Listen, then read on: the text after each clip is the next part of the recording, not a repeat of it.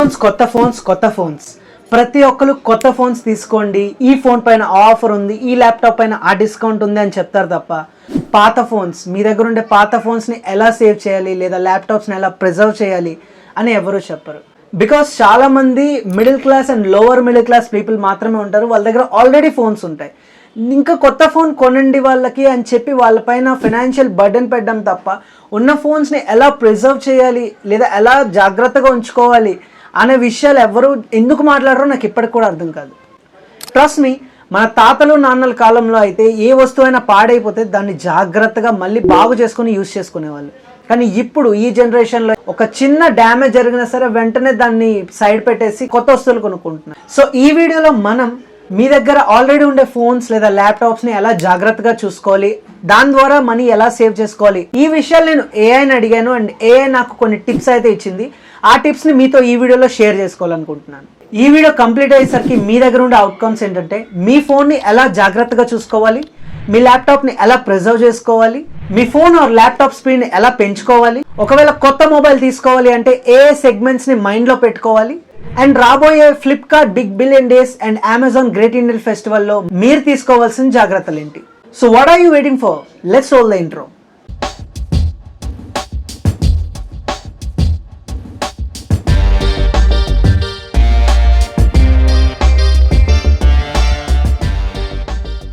Segment 1, మీ దగ్గర ఉండే ఫోన్ని ఎలా జాగ్రత్తగా చూసుకోవాలి. ఫస్ట్ ఆఫ్ ఆల్ మీ ఫోన్ కండిషన్ ఎలా ఉందో నేనైతే గెస్ చేయలేను.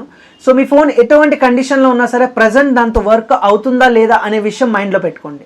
ఒకవేళ మీ వర్క్ అవుతుంది, లైక్ మీకు ఆఫీస్ రిలేటెడ్ యాప్స్ అందులో పనిచేస్తున్నాయి, లేదా మీ ఫొటోస్ మంచిగా వస్తున్నాయి, లేదంటే మీ బ్యాటరీ బ్యాకప్ బాగుంది, మీ కాల్ క్వాలిటీ బాగుంది, ఇలా మీకు సంబంధించిన ఏదైనా ఒక పని అందులో మంచిగా జరుగుతుందంటే let it be. First of all ఒక మంచి బ్యాక్ కేస్ తీసుకోండి.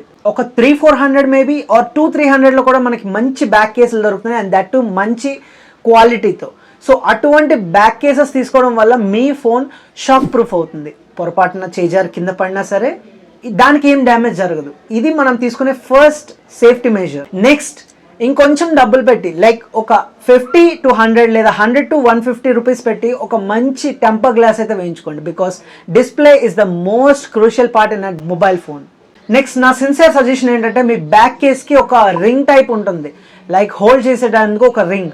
సో అటువంటి ఒక రింగ్ ఎక్కడైనా దొరికితే లోకల్ మొబైల్ షాప్స్లో ఎక్కడైనా దొరుకుతుంది. Try to fix that to your mobile so that మీ మొబైల్కి మంచి గ్రిప్ దొరుకుతుంది అండ్ పొరపాటును కూడా మీ చేయి జారి పడిపోదు. సెగ్మెంట్ 2, మీ ల్యాప్టాప్ని ఎలా జాగ్రత్తగా చూసుకోవాలి. ల్యాప్టాప్ థింగ్స్కి వచ్చేసరికి కొంచెం అన్ని డిఫరెంట్గా వర్క్ అవుతాయి. ఎందుకంటే ల్యాప్టాప్ అనేది మనం ఓపెన్ చేయలేని ఒక డివైస్. బికాస్ టెక్నీషియన్స్ లేదా ల్యాప్టాప్ సర్వీస్ సెంటర్స్ వాళ్ళు మాత్రమే ఓపెన్ చేయగలుగుతారు. ఖుద్సే ఏమైనా చేస్తే ఖచ్చితంగా డ్యామేజ్ అయ్యే ఛాన్సెస్ ఉంటాయి.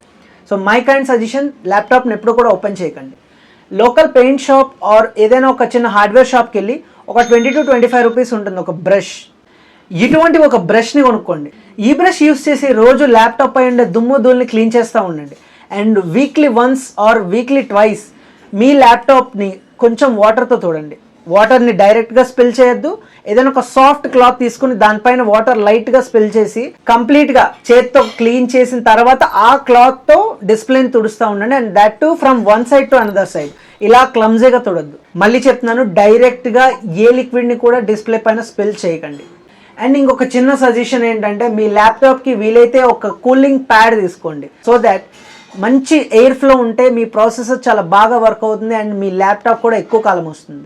ఎందుకంటే ఐ పర్సనల్లీ ఎక్స్పీరియన్స్ దిస్. లోపల ఉండే ఫ్యాన్స్ ఖరాబ్ అయిపోవడం వల్ల ఊరికే సౌండ్ వస్తూ ఉంటుంది అండ్ పర్ఫార్మెన్స్ కూడా తగ్గిపోతుంటుంది. సో ఇది అవాయిడ్ చేయడం కోసమే ఈ కూలింగ్ ప్యాడ్స్ తీసుకోమని చెప్తున్నాను. సెగ్మెంట్ 3, మీ ల్యాప్టాప్ ఆర్ ఫోన్ స్పీడ్ని ఎలా పెంచాలి. When it comes to phones, మీ డివైస్లో డెవలపర్ సెట్టింగ్స్ అని కొన్ని ఉంటాయి. అందులో విండోస్ యానిమేషన్ అని చెప్పి ఒక ఆప్షన్ ఉంటుంది.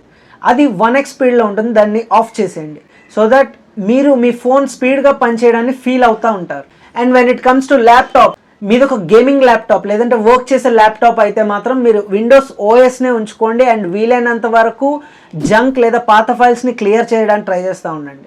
ఒకవేళ మీది ఓల్డ్ ల్యాప్టాప్ అండ్ అది స్లోగా పనిచేస్తుంది అంటే యూ ఓన్లీ బ్రౌజ్ సంథింగ్, మీరు కొన్ని వీడియోస్ చూస్తారు, కాపీ పేస్ట్ వర్క్ మాత్రమే చేస్తారు అంటే go with the Chrome OS because Chrome OS will be very faster than anything.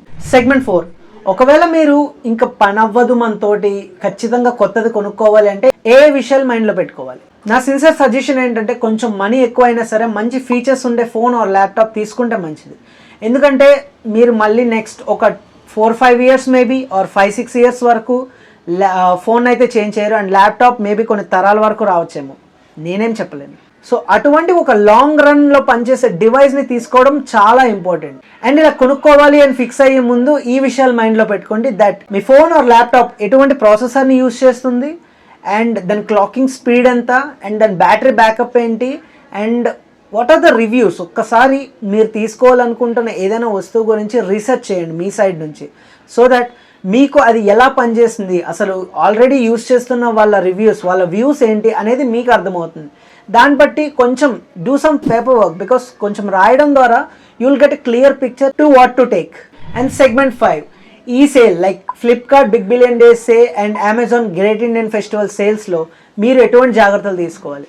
Point number 1, ఖచ్చితంగా వీలైతే సిఓడియే పెట్టండి, like cash on delivery, because చాలా వరకు ఐటమ్స్ స్కామ్ అయ్యే ఛాన్స్ ఉంది. మేబీ అది అమెజాన్ సైడ్ నుంచి కావచ్చు, లేదా వేర్ హౌస్ సైడ్ నుంచి కావచ్చు, లేదంటే డెలివరీ బాయ్ సైడ్ నుంచి అయినా కావచ్చు. సో వీలైనంత వరకు సిఓడి పెట్టండి. లేదు అది అసలు ఆప్షన్ చూపించట్లేదు, you have to pay for that అంటే పే చేసి ట్రాక్ చేస్తూ ఉండండి. And keep in touch. And product వచ్చిన తర్వాత డైరెక్ట్గా ఓపెన్ చేసేకుండా ఒక వీడియో తీసుకోండి, so that you do have a proof that you got the right thing.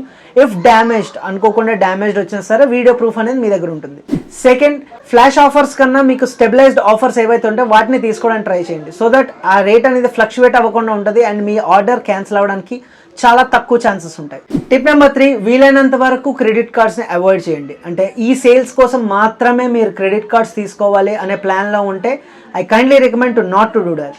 Because మీకు నిజంగానే క్రెడిట్ కార్డ్ అవసరం ఉంది, దాన్ని యూజ్ చేయగలుగుతాను అంటే మాత్రమే క్రెడిట్ కార్డ్స్ తీసుకోండి తప్ప ఓన్లీ సేల్స్ పర్పస్ కోసం మాత్రమే మీరు క్రెడిట్ కార్డ్స్ తీసుకుంటే it's just a waste of money.